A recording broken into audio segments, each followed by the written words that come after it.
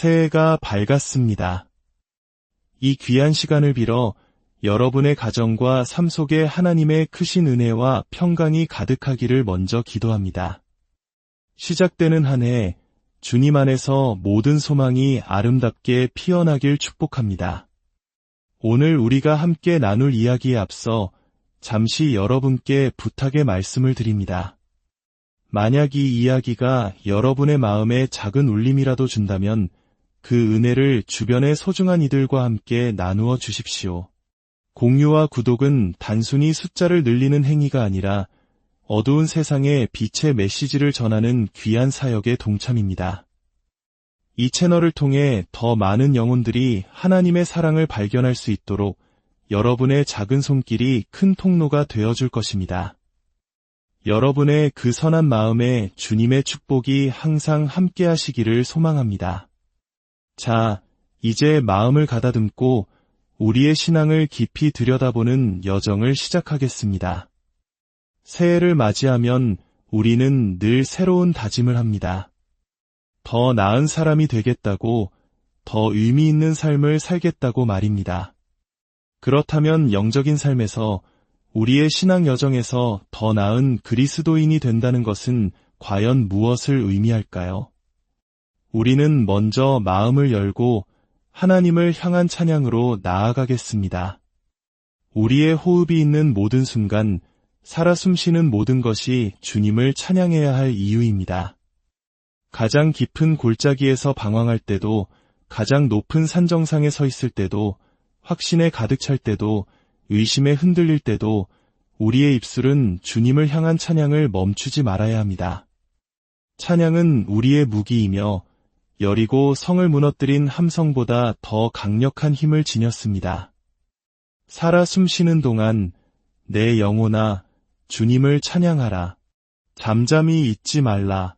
살아계신 나의 하나님이 얼마나 위대하신지 어찌 잠잠할 수 있겠는가. 만왕의 왕, 만주의 주, 그분은 홀로 찬양받기에 합당하십니다. 그렇습니다. 우리는 더 이상 고아가 아닙니다. 예수 그리스도의 보혈로 하나님의 자녀가 되었습니다. 더 이상 죄의 포로가 아닙니다. 그분께서 이미 전쟁에서 승리하셨습니다. 할렐루야, 우리에게 구원이 이르렀습니다. 이 세상 그 어떤 왕국도, 그 어떤 보좌도 영원하지 않습니다. 오직 예수 그리스도의 이름만이 영원하며 그분을 통해서만 우리는 구원을 얻습니다. 다시 노래합시다. 우리는 더 이상 고아가 아니며 그분의 피로 입양된 자녀입니다. 감옥에 갇힌 자가 아니라 이미 승리한 전투의 증인입니다. 할렐루야, 우리에게 구원이 임했습니다. 한때 우리는 어둠 속에 갇혀 길을 잃고 자유를 갈망했습니다. 그러나 하늘의 영광, 그 빛이 우리에게 찾아와 우리의 이야기를 바꾸고 우리를 묶고 있던 모든 사슬을 끊으셨습니다. 우리는 이제 승리자의 삶을 살아갑니다. 찬양의 자녀로서 목소리를 높여 그분께 영광을 돌립니다. 우리에게는 새로운 이름, 그리스도 안에서 얻은 새로운 생명이 있습니다. 오, 주님, 당신은 얼마나 선하시고 신실하신지요. 어제도 계셨고 오늘도 계시며 장차 오실 전능하신 하나님, 거룩하고 위로우신 주님께서 우리를 위해 피 흘리심으로 아버지의 사랑을 증명하셨습니다. 오직 예수 그리스도, 그 이름만이 영원히 높임을 받으소서. 오직 주님만이 합당하십니다. 이 세상 그 누구도, 그 무엇도 주님과 비교할 수 없습니다. 우리의 모든 찬양을 받으시기에 합당하신 분은 오직 예수님뿐입니다. 새로운 한 해를 시작하며 우리는 잠언 29장 18절의 말씀을 기억해야 합니다. 묵시가 없으면 백성이 방자히 행하거니와, 이 말씀처럼 우리 삶에 하나님이 주시는 비전이 없다면 우리는 방향을 잃고 헤매게 될 것입니다. 그래서 오늘 우리는 스스로에게 아주 중요한 질문을 던져보려 합니다. 나는 과연 온전한 그리스도인인가? 아니면 그저 그리스도인 비슷한 모습으로 살아가고 있는 것은 아닌가? 어떤 사람이 이런 말을 했습니다. 자신은 영적인 것에 관심이 많고 불교의 가르침에도 좋은 점이 있고 여러 긍정적인 에너지에도 끌리지만 예수님도 좋아하기에 자신을 크리스천 비슷한 사람이라고 소개했습니다. 크리스천 비슷한 삶. 이 단어가 오늘 우리 이야기의 핵심입니다. 이것은 예수님을 온전히 따르지 않으면서 그저 기독교라는 이름표만 달고 있는 미지근하고 반쪽짜리 신앙을 의미합니다. 내 삶에 큰 변화를 일으킬 정도는 아니지만 마음의 위안을 얻을 정도로는 예수님을 믿는 신앙. 어쩌면 오늘날 많은 이들이 이러한 무늬만 크리스천의 모습으로 살아가고 있는지도 모릅니다. 새해를 맞아 여러분의 신앙이 더욱 깊어지기를 바라는 마음으로 때로는 편안함보다는 도전이 필요합니다. 오래전 신학교 교수님께서 이런 말씀을 하셨습니다. 목회자의 역할은 고통받는 자들을 위로하고 편안한 자들에게는 고통을 주는 것이다. 오늘 제 이야기가 여러분의 편안함을 조금은 흔들 수 있기를 바랍니다. 그리하여 우리 모두가 올해는 주님께 더 가까이 나아가고 그분의 나라를 위해 더욱 귀하게 쓰임받기를 소망하기 때문입니다. 오늘 우리는 요한계시록 3장의 말씀을 통해 이 문제를 깊이 파고들 것입니다. 예수님께서는 소아시아의 7교회에 각각 다른 메시지를 전하셨습니다. 그중 라오디게아 교회에 보내는 메시지는 매우 직설적이고 강렬합니다. 15절부터 보겠습니다. 예수님께서 말씀하십니다. 내가 내 행위를 아노니 내가 차지도 아니하고 뜨겁지도 아니하도다. 나는 내가 차든지 뜨겁든지 하기를 원하노라. 내가 이같이 미지근하여 뜨겁지도 아니하고 차지도 아니하니 내 입에서 너를 토하여 버리리라. 이어서 말씀하십니다. 내가 말하기를 나는 부자라. 부유하여 부족한 것이 없다 하나 내 곤고한 것과 가련한 것과 가난한 것과 눈먼 것과 벌거벗은 것을 알지 못하는도다. 그리고 이렇게 권면하십니다. 무릇 내가 사랑하는 자를 책망하여 징계하노니 그러므로 내가 열심을 내라. 회개하라. 볼지어다. 내가 문 밖에 서서 두드리노니 누구든지 내 음성을 듣고 문을 열면 내가 그에게로 들어가 그와 더불어 먹고 그는 나와 더불어 먹으리라. 예수님께서는 차라리 뜨겁거나 차가우라고 말씀하십니다. 미지근하면 토해 버리겠다고 하십니다. 이 말씀은 우리를 향한 경고입니다. 이 말씀의 배경을 이해하면 그 의미가 더욱 깊이 와닿습니다. 라오디게아는 당시 로마 제국에서 가장 부유한 도시 중 하나였습니다. 이 메시지가 전해지기 약 35년 전 그 지역은 대지진으로 폐허가 되었습니다. 하지만 라오디게아 사람들은 주변에 어떤 도움도 받지 않고 스스로의 힘으로 도시를 재건했습니다. 화려한 극장, 경기장, 공중 목욕탕, 쇼핑센터까지 갖춘 오늘날의 라스베이거스나 두바이와 같은 도시였습니다. 그렇게 부유하고 자급자족이 가능했던 라오디게아에 치명적인 약점이 하나 있었으니 바로 물 문제였습니다. 그들은 물을 외부에서 끌어와야만 했습니다. 약 10km 떨어진 히에라폴리스에서는 치료 효과로 유명한 뜨거운 온천수를, 그리고 약 16km 떨어진 골로새에서는 상쾌한 찬물을 수로를 통해 공급받았습니다. 문제는 거리에 있었습니다. 뜨거운 온천수는 라오디게아에 도착할 때쯤엔 미지근하게 식어버렸고 시원했던 찬물 역시 더러운 수로를 거치며 미지근하고 오염된 물이 되어버렸습니다. 이 물은 치료의 목적도 갈증 해소의 목적도 달성하지 못했습니다. 그저 사람들을 메스껍게 만들 뿐인 아무 쓸모없는 물이었습니다. 예수님께서는 바로 이것을 빗대어 말씀하신 것입니다. 너희의 신앙이 바로 이 미지근한 물과 같다. 아무런 영적 목적도 영향력도 없이 그저 존재할 뿐이다. 그리고 그 모습이 나를 역겹게 한다. 여기서 토하여 버리리라는 헬라어 원어는 단순히 뱉는다는 의미를 넘어 속에서부터 격렬하게 개어내는 구토를 의미합니다. 하나님께서는 편안함에 안주하는 미지근한 기독교 신앙을 견디지 못하신다는 강력한 표현입니다. 어쩌면 오늘날 우리 사회의 모습이 라오디게아와 닮아 있을지 모릅니다. 우리는 너무나 많은 것을 가졌습니다. 스마트폰 하나로 무엇이든 주문할 수 있고 새끼 식사를 걱정하지 않으며 자동차를 위한 집, 즉 차고까지 가지고 있습니다. 우리는 너무나 부유하기에 나는 부족한 것이 없다고, 굳이 하나님이 필요하지 않다고 생각하기 쉽습니다. 하지만 주님은 말씀하십니다. 너는 내가 비참하고 불쌍하며 가난하고 눈이 멀었고 벌거벗었다는 사실을 깨닫지 못하고 있다. 우리는 깨닫지 못합니다. 중요한 파티 내내 치아에 음식물이 끼어 있는 것을 화장실 거울을 보기 전까지 깨닫지 못하는 것처럼, 중요한 설교 내내 바지 지퍼가 열려 있었다는 사실을 나중에야 깨닫는 것처럼, 우리는 자신의 영적 상태가 얼마나 위태로운지 깨닫지 못하고 있을 수 있습니다. 혹시 당신의 신앙이 미지근한데 당신만 그 사실을 깨닫지 못하고 있는 것은 아닐까요? 하나님이 주신 거룩한 목적을 이루지 못하고 있는데도 그저 나는 영적인 사람이니까, 하나님을 믿으니까 괜찮을 거야라고 스스로를 속이고 있지는 않습니까? 미지근한 신앙은 가장 무서운 자기 기만입니다. 양심을 달랠 만큼의 예수님은 붙잡지만 거듭날 만큼의 예수님은 거부하는 상태입니다. 그렇다면 내가 미지근한 신앙을 가졌는지 어떻게 알 수 있을까요?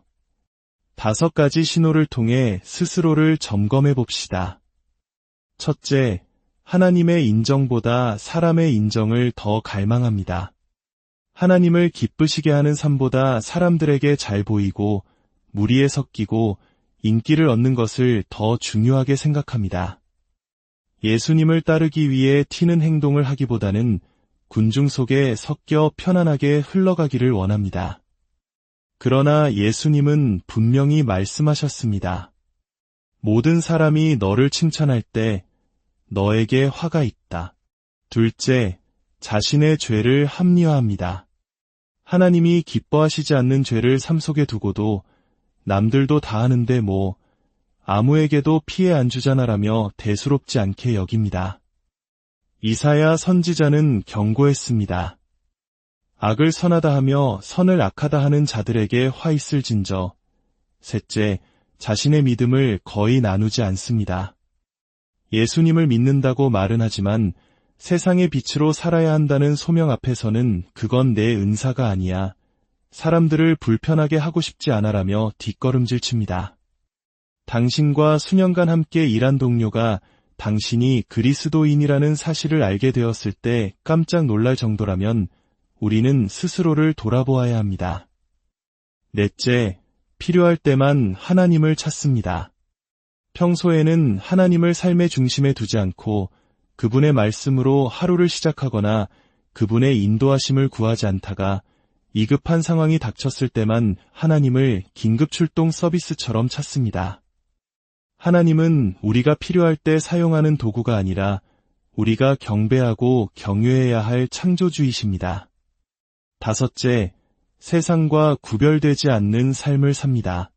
스스로를 그리스도인이라 부르지만 말하는 것이나 행동하는 것은 세상 사람들과 똑같습니다. 똑같이 험담하고 비판하며 세상적인 쾌락을 좇고 돈과 성공을 우상으로 삼습니다. 입술로는 예수를 고백하지만 행동으로는 세상을 사랑하고 있음을 보여줍니다. 요한일서 2장 15절은 말합니다.